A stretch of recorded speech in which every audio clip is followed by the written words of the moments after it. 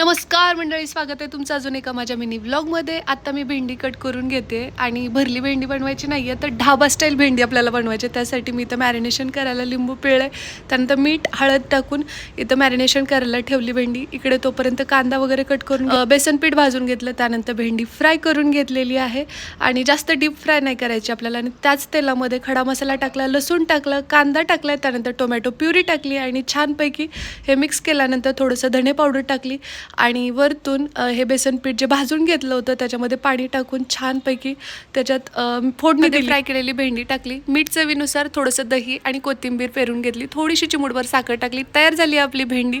यांना पण आवडली, आईलाही आवडली. त्यानंतर स्वामींचा प्रसाद घेतला, आशीर्वाद घेऊन आम्ही निघालो सोनोग्राफी करण्यासाठी. 5व्या महिन्यातलं स्कॅन होतं, त्यामुळे श्री पण सोबत आलेला. वजन वाढलंय माझं 3 किलो, त्यामुळे सगळेच खुश होते. बरं, आता श्रीचा रिॲक्शन बघा, कसला जबरदस्त खुश झालेला तो. त्यानंतर त्याला रस दिला आणि आम्ही घरी आलो. बाय.